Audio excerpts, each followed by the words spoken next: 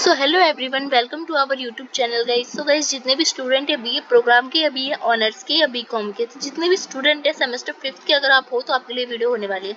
तो जिस भी स्टूडेंट ने सेमेस्टर 5th में या किसी भी में जीई में जिस भी स्टूडेंट ने मार्केटिंग फॉर बिगिनर्स ले रखा है तो आपके लिए वीडियो होने वाली है। तो हम करेंगे मार्केटिंग फॉर बिगिनर्स का यूनिट नंबर 4 आज। तो ऑलरेडी मैं जितने भी यूनिट्स थे प्रीवियस में मैं करा चुकी हूँ। तो वीडियो अगर आपने वो नहीं देखी हो तो मेरे चैनल के प्लेलिस्ट में जाके आप मार्केटिंग फॉर बिगिनर्स की प्लेलिस्ट में जाके आप वो वीडियो सारी देख सकती है। तो आप यूट्यूब पे सर्च मार सकते हैं रोमा जैसा प्लेलिस्ट मार्केटिंग फॉर बिगिनर्स। तो चलिए हम करते हैं आज यूनिट नंबर 4। तो वीडियो स्टार्ट करने से पहले अगर आप हमारे चैनल पर नए आए हो तो नीचे के बेल आइकन को दबा के चैनल को सब्सक्राइब कर दीजिए, जिससे सारी नोटिफिकेशन आपके पास जल्द से जल्द पहुंचे। और साथ ही आप हमारे टेलीग्राम चैनल से भी जुड़ सकते हैं। अगर आपको ये नोट्स सारे यूनिट्स पर्सनली चाहिए तो आप टेलीग्राम से मेरी ओनली 50 रुपीज़ में ऑल यूनिट ले सकते हैं, या तो आपको डिस्क्रिप्शन में लिंक मिल जाएगा, वहाँ से आप डाउनलोड कर सकते हैं। तो चलिए स्टार्ट करते हैं। तो हमें जो यूनिट नंबर 4 पढ़ना है उसमें पढ़ना है हमें प्रिंसिंग डिसीजंस यानी मूल्य निर्धारण निर्णय। तो सबसे पहले हम जानते हैं कि मूल्य निर्धारण निर्देश के उद्देश्य और मूल्य निर्धारण होता क्या है।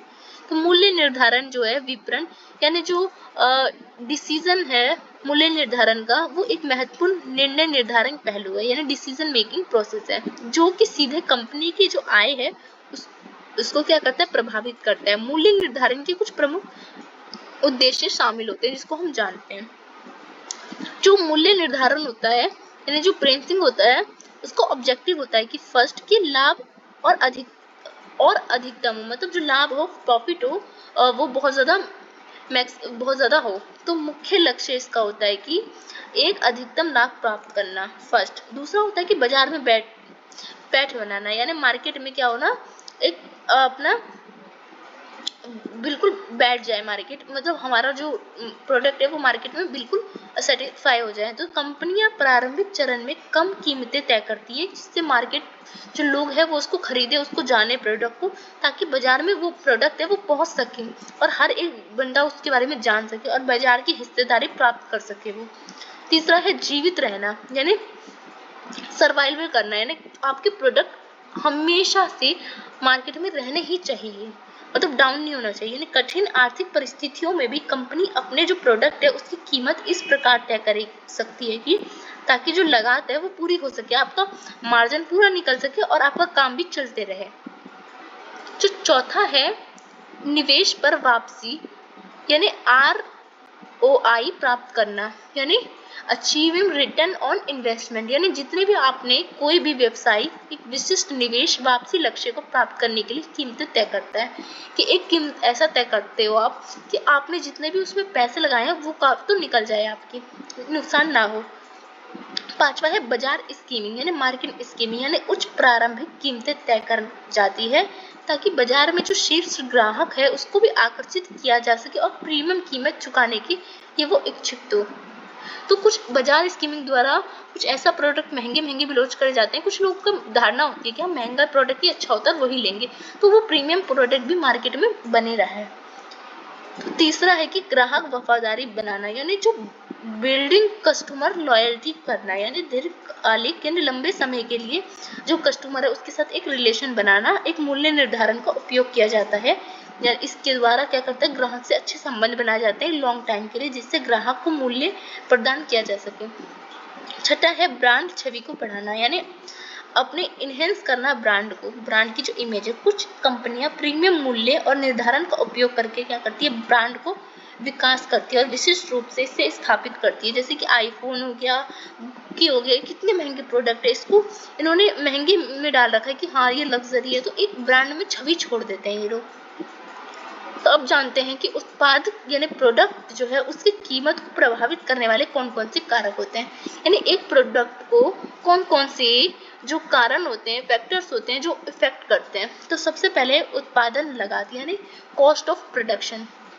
तो सबसे पहला किसी भी प्रोडक्ट में अगर कुछ चीज इफेक्ट करता है तो वो है प्रोडक्ट को बनाने की जो कॉस्ट होती है, यानी कुल लागत कितने में आपका वो प्रोडक्ट बना है, जिसमें स्थिर और परिवर्तन लागत शामिल होते हैं। यानी इसमें फिक्स्ड एंड जो वेरिएबल जो कॉस्ट होते हैं वो दोनों शामिल होते हैं। तो न्यूनतम कीमत तय करती है जिससे कोई कंपनी इसे वसूल सके, यानी ऐसे मतलब अपने जो प्रोडक्ट है उसका प्राइस तय करती है जिससे आप अपना प्रॉफिट भी निकाल लेते हो और नुकसान भी नहीं आता आपको, और बाजार में भी कम दाम पे बिके। दूसरा है बाजार की मांग यानी मार्केट डिमांड। तो मांग की लोच और उपभोक्ता जो कंज्यूमर होते हैं उसकी प्राथमिकता को पहले जो प्राथमिकता देना, ताकि जो प्रोडक्ट है उसकी उच्च कीमत सहन कर सके वो। तो आपको ऐसा प्रोडक्ट देना डिमांड के अनुसार कि अगर आप ज़्यादा मतलब वैसे भी मतलब कीमत पे बेचो ना तो वो एक्सेप्ट कर ले।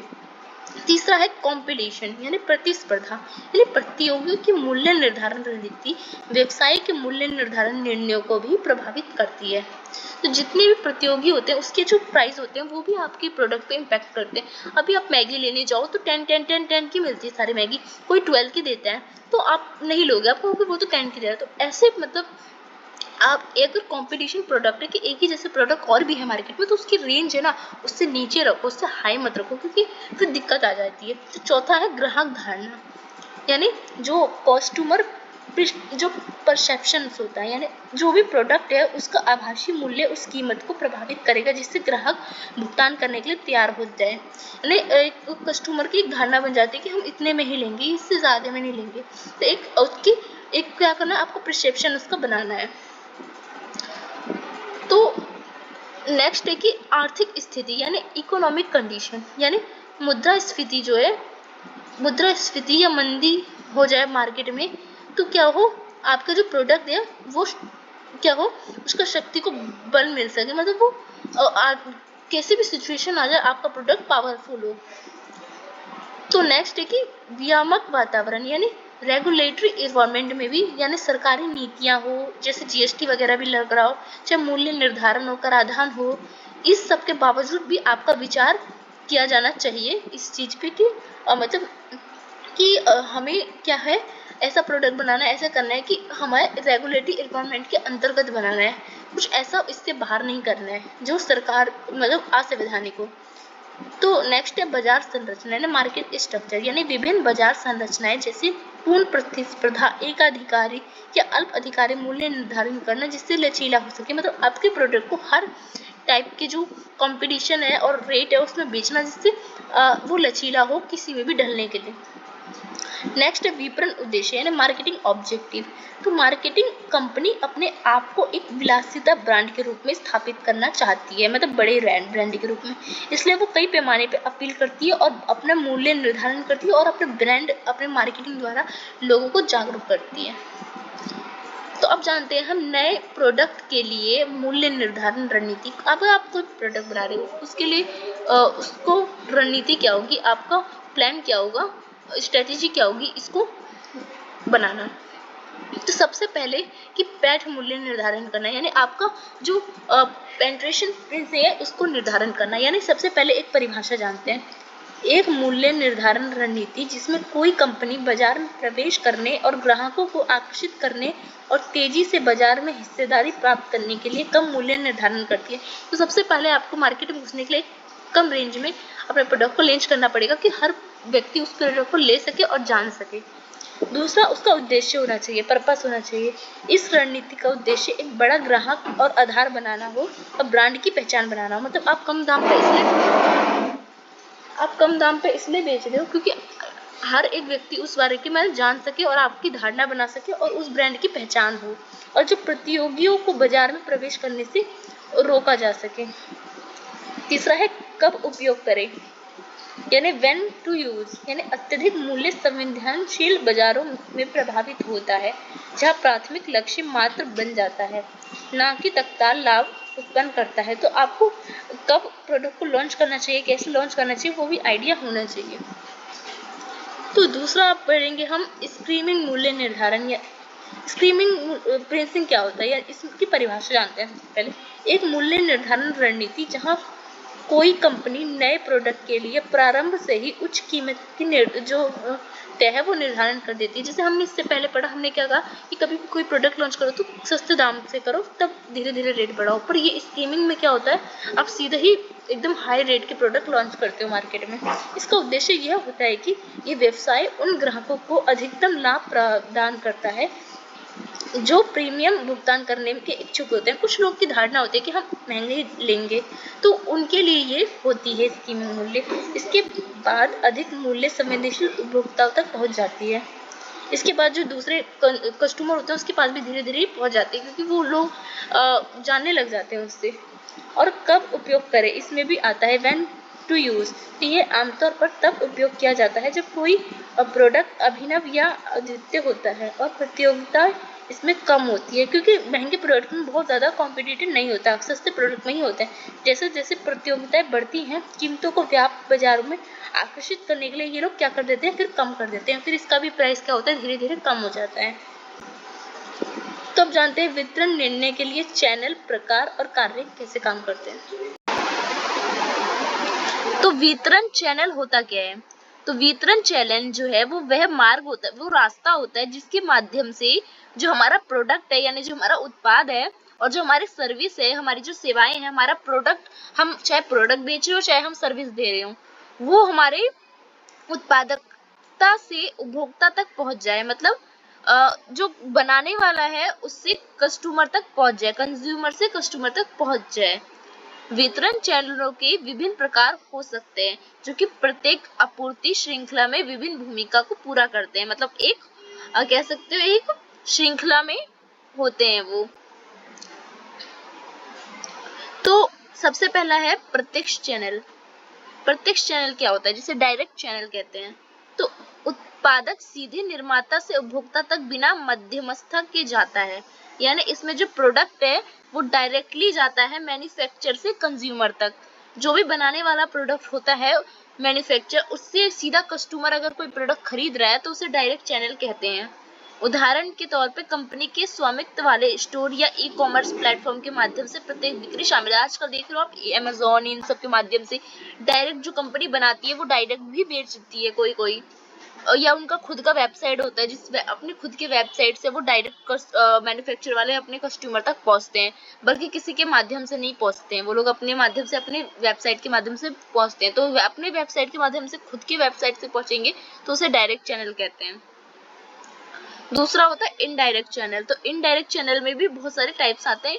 अप्रत्यक्ष चैनल, तो इसमें एक स्तरीय चैनल होता है पहला, जिसमें वन लेवल चैनल होता है। वन लेवल चैनल क्या होता है, इसमें एक ही मध्यस्थ शामिल होता है। मतलब इसमें जो हमारा मैन्युफैक्चर होगा और जो कंज्यूमर होगा उसके बीच में एक सेल करने वाला होता है। आमतौर पर एक खुदरा विक्रेता जो निर्माता से उत्पादकता खरीदता है और उसे उपभोक्ता को बेचता है। अब देखो इसमें जैसे कि मैन्युफैक्चर से खरीद के कोई अपने दुकान पे सेल लगा रहा है और उसे कस्टमर खरीद रहा है, मतलब एक ही बीच का आदमी हो, मैन्युफैक्चर और कंज्यूमर के बीच का सेल करने वाला, तो उसे एक स्तरीय चैनल कहते हैं, one level channel. And two level channel वो होता है, दो स्तरीय चैनल, जिसमें एक थोक विक्रेता और एक खुदरा विक्रेता शामिल होता है। थोक विक्रेता निर्माता से थोक में उत्पादक प्रोडक्ट खरीदता है और फिर खुदरा विक्रेता को बेचता है, जो इसे उपभोक्ता को बेचते हैं। मतलब इसमें जो है इसमें क्या होता है, होलसेलर्स होते हैं और रिटेलर होते हैं। होलसेलर बाय करते हैं और फिर वो क्या करते हैं, प्रोडक्ट को सेल करते हैं। मतलब इसमें दो लोग आ जाते हैं बीच में, इसमें मैन्युफैक्चर और कंज्यूमर के बीच में, मतलब जो बना रहा है कंपनी प्रोडक्ट, उस कंपनी, और जो खरीद रहा है बंदा, उसके बीच में दो जने आ जाते हैं, एक होलसेलर और एक सेलर। दो जने, अगर दो जने आ जाते हैं तो उसे टू लेवल चैनल कहते हैं, एक जने आते हैं तो उसे वन लेवल चैनल कहते हैं, और थ्री लेवल चैनल उसे कहते हैं जब तीन लोग उसमें आ जाते हैं। इसमें एजेंट आ जाते हैं, विक्रेता आ जाते हैं और खुदरा विक्रेता आ जाते हैं। मतलब इसमें जैसे कि मैन्युफैक्चर करने वाली कंपनी और खरीदने वाला जो कंज्यूमर है, उसके बीच में तीन लोग अगर आ जाएंगे, एजेंट आ जाएगा उसका जो उस प्रोडक्ट के बारे में बताएगा, होलसेलर आ जाएगा जो थोक में बेचेगा, और रिटेलर आ जाएगा जो उसे टुकड़ों में बेचेगा। अगर तीन जने आ गए तो उसे थ्री लेवल चैनल कहते हैं, तीन स्तरीय चैनल। मतलब जो प्रत्यक्ष में क्या होता है, प्रत्यक्ष में डायरेक्ट जो मैन्युफैक्चर कंपनी है वो कंज्यूमर को बेचता है, पर अप्रत्यक्ष में तीन स्तर होते हैं। एक स्तर में एक जना बीच में आता है मैन्युफैक्चर और कंज्यूमर के, दो स्तर में मैन्युफैक्चर और कंज्यूमर के बीच में दो इंसान आता है, और मैन्युफैक्चर और कंज्यूमर के बीच में अगर तीन जने आ जाते हैं तो उसे तीन स्तरीय चैनल कहते हैं। तो अब जानते हैं हम वितरण चैनल के कार्य क्या क्या होते हैं। तो फर्स्ट होता है लेन देन का कार्य, यानी ट्रांजैक्शन फंक्शन का काम करते हैं ये, यानी खरीदना, बेचना, जोखिम भरे काम करना, इनका ये मध्यस्थ इन्वेंटरी का खोज करते हैं। मतलब ये लोग बीच का काम करते हैं। जो मैन्युफैक्चर कंपनी होती है और जो कस्टमर होते हैं उसके बीच में जो भी लोग आते हैं, जो खरीदते हैं, बेचते हैं, वो सब फर्स्ट लेन देन में वो इसमें आ जाते हैं। दूसरा है लॉजिस्टिकल कार्य, यानी लॉजिस्टिकल फंक्शन में आ जाते हैं। चैनल जो है वो प्रोडक्ट की भौतिक वितरण का प्रबंधन करते हैं, जिसमें भंडारण, छटाई और परिवहन शामिल होते हैं। अब कोई मैन्युफैक्चर कंपनी है, वो अपने प्रोडक्ट को क्या करेगा, उसका मैनेज करेगा, जिसमें वो उसको स्टॉक करने का, अपने प्रोडक्ट बनाएगा तो कहाँ रखेगा, उसका भंडारण बनाएगा, स्टॉक बनाएगा, स्टोरेज, उसको छटाई करेगा, उसको स्टोरिंग करेगा और उसको उसके लिए गाड़ियों का इंतजाम करेगा, जिसके माध्यम से वो एक शहर से दूसरे शहर तक जाएगा और अपने कंपनी से वो कंज्यूमर तक या तो रिटेलर तक या होलसेलर तक पहुंचाएगा अपने प्रोडक्ट। तो वो आ जाता है लॉजिस्टिकल कार्य में। तीसरा इसमें आता है सुविधाजनक कार्य, जिसमें क्या होता है, जो मध्यस्थ लेन देन को आसान बनाने में मदद करते हैं, जानकारी और बिक्री के पश्चात सेवा भी प्रदान करते हैं। इसमें आफ्टर सेल सर्विस दी जाती है। अगर सुविधाजनक कार्य, जैसे कि आप ज्यादा ये इलेक्ट्रॉनिक के सामान पे मिलती है। अगर आप टीवी लेते हो, फ्रिज लेते हो, तो आपको 1 साल की गारंटी या वारंटी मिलती है। तो खराब हो जाता है तो अगर जितने साल की मिलती है तो आप वापस जाके ठीक करा सकते हो उस चीज को। तो ये आ जाता है आपकी सुविधाजनक कार्य में चैनल के। आप जानते हैं थोक और खुदरा बिक्री क्या होती है। तो थोक बिक्री जिसे होलसेलिंग कहते हैं और खुदरा बिक्री जिसे रिटेलिंग कहते हैं। तो थोक बिक्री बड़े पैमाने पर माल की बिक्री का तात्पर्य जो है वो खुदरा विक्रेता या अन्य मध्यस्थों को बेचने से होता है। जो इसमें क्या करते हैं, इसमें जो मैन्युफैक्चर है उससे माल खरीद के वो क्या करता है, ढेर सारे माल खरीद के एक थोक बिक्री करता है। वो मतलब वो किसको बेचता है, एक थोक थोक में बेचता है, बहुत ज्यादा मतलब क्वालिटी में, क्वांटिटीज में वो रिटेलर को बेचते हैं। और रिटेलर क्या करते हैं, रिटेलर वो होते हैं जो अपने प्रोडक्ट को खरीदते तो है होलसेलिंग प्राइस पे, पर बेचते हैं रिटेलिंग प्राइस पे, एक एक के दाम पे, मतलब एक एक करके उसे बेचते हैं कंज्यूमर को। तो जो थोक बिक्री है, मतलब होलसेलिंग है, उसका कार्य होता है वेयर हाउसिंग करना, परिवहन का जुगाड़ करना, बाजार की जानकारी प्रदान करना और बल्क ब्रेकिंग और वित्त पोषण करना। और जो रिटेलिंग होती है उसका काम होता है प्रोडक्ट को स्टॉक करना, उसकी विविधता प्रदान करना, ग्राहकों को उसके अलग अलग टाइप्स दिखाना, भुगतान विधियों को सुविधाजनक बनाना और ग्राहक सेवा प्रदान करना और प्रमोशन करना। ये सब किसमें आ जाता है, रिटेलिंग में आ जाता है। अब है वितरण लॉजिस्टिक्स निर्णय क्या होता है, यानी डिस्ट्रीब्यूशन लॉजिस्टिक्स डिसीजंस क्या होते हैं। तो वितरण लॉजिस्टिक्स जो माल के प्रभाव के प्रबंधन को ये संदर्भित बताता है। जो प्रोडक्ट है उसमें बिंदु से उपभोक्ता तक पहुंचाना, यानी मैन्युफैक्चर से जो कंज्यूमर है उस तक उस प्रोडक्ट को पहुंचाना की प्रक्रिया को। तो लॉजिस्टिक्स से संबंधित निर्णय के समय पर कुशल डिलीवरी हो सके सुनिश्चित करने के लिए महत्वपूर्ण प्रमुख निर्णय इसमें शामिल किए गए हैं, जिससे कि जो मैन्युफैक्चरर है वो अपने प्रोडक्ट को कंज्यूमर तक टाइम से पहुंचा सके। इसमें है इन्वेंट्री प्रबंधन, फर्स्ट मतलब इन्वेंट्री मैनेजमेंट।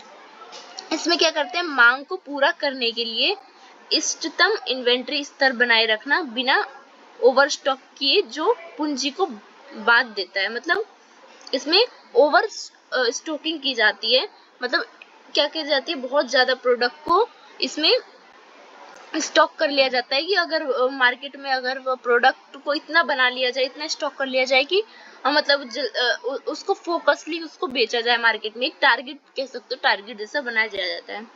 दूसरा है वेयर हाउसिंग। वेयर हाउसिंग में होता है कि गोदाम की संख्या कितनी है, आकार कितना है, वहां का स्थान कितना है, उसके बारे में निर्णय लेना। ये सब लक्ष्य को परिवहन लागत को कम करना, मतलब जो ट्रांसफॉर्मेशन जितने भी आप परिवहन से आप टैक्स लगेगा आपको, उन सबको कम करना, मैनेज करना। जबकि माल को सुरक्षित रूप से ग्राहक तक पहुंचाना और वितरण करना भी वेयर हाउसिंग का काम होता है। तीसरा है परिवहन। परिवहन आता है आपका वितरण में कि सबसे कुशल परिवहन विधि को चुनना, जैसे कि वायु के माध्यम से आप मतलब एरोप्लेन के माध्यम से अगर विदेश में भेजना चाहते हो तो आपको माल जाएगा, समुद्र के माध्यम से, सड़क के माध्यम से या रेल के माध्यम से आप पहुंचा रहे हो अपने प्रोडक्ट को। तो लागत के हिसाब से आपका जितना आपकी पूंजी होगा उसी हिसाब से आप अपने जो परिवहन है उसको चूज करोगे, और गति और उत्पादकता का प्रकार का आधार भी आप तय करोगे कि समय पे आपके पहुंच जाए प्रोडक्ट जब तक लोगों को चाहिए। तो नेक्स्ट ऑर्डर प्रोसेसिंग, मतलब ग्राहक जो है वो ऑर्डर को सहजता से संभालने के लिए सिस्टम को लागू करना सीख पाए, जिसमें ऑर्डर ट्रैकिंग और इनवॉइसिंग और ग्राहक सूचनाएं शामिल हो। मतलब ग्राहक को ये सारी सूचनाएं मिल सके ऑर्डर की कि कब आपका प्रोडक्ट घर आ जाएगा, कब आपको ये सूचना मिल जाएगी, मतलब सारे सिस्टम की आपके प्रोडक्ट की जानकारी उसमें हो। नेक्स्ट है पैकेजिंग और हैंडलिंग, यानी इसमें यह सुनिश्चित करना होता है कि माल को सही तरीके से पैक किया गया हो ताकि जो ट्रांजिट के दौरान क्षति ना पहुंचे। जब आपका प्रोडक्ट है मैन्युफैक्चर से कंज्यूमर तक आता है तो उतने देर में आपका प्रोडक्ट डिस्ट्रॉयड ना हो, खराब ना हो, कुछ ना हो, इसलिए पैकेजिंग पे बहुत ज्यादा ध्यान देने की जरूरत होती है। नेक्स्ट है ग्राहक सेवा। तो समय पर डिलीवरी हो सके, आपका जो भी आपने मंगाया प्रोडक्ट है आपको वो टाइम से आपके पास पहुंच सके, सटीक ट्रैकिंग हो सके आपके प्रोडक्ट की कि कब तक आपका प्रोडक्ट आ रहा है, अगर निकल गया है तो उसकी ट्रैकिंग आप कर सके हो। प्रतिस्पर्धी बाजार से ग्राहकों की अपेक्षा को पूरा करने के लिए उत्तरदायी समर्थन प्रदान करता है ग्राहक सेवा। आप जब फीडबैक लेते हो तो आपको पता लगता है कि आपके प्रोडक्ट में कौन सी कमी है या आपके कॉम्पिटिटर प्रोडक्ट से आपकी अपेक्षा कैसे अच्छी है, कैसे लोग देख रहे हो, वो भी पता लगता है। तो सारांश में कहे तो मूल्य निर्धारण और जो वितरण निर्णय है वो किसी भी कंपनी के जो विपणन होते हैं यानी मार्केटिंग जो होती है उसको चलाने के लिए एक रणनीति होती है ये, जिसमें लागत को मतलब इसमें कॉस्ट को, मार्केट की मांग को, डिमांड को, मार्केट की कंपटीशन को, प्रतिस्पर्धा को और लॉजिस्टिक्स जो है उसको, उन जैसे कारकों को सावधानपूर्वक विचार से लाभ प्रदान करना और ग्राहक हमारे संतुष्ट हो सके हमारे सर्विस से, प्रोडक्ट से, इसको सुनिश्चित करना मूल्य निर्धारण और वितरण निर्णय का काम होता है। तो जो आपका ये यूनिट है, यूनिट नंबर 4 वो होता है आपका यहाँ पे खत्म। आई होप आपको वीडियो अच्छी लगी हो। वीडियो आपको अच्छी लगी तो वीडियो को लाइक कीजिए, वीडियो को कॉलेज ग्रुप दोस्तों में शेयर कीजिए, वीडियो कैसी लगी कमेंट सेक्शन में जरूर बताइए। सो धन्यवाद।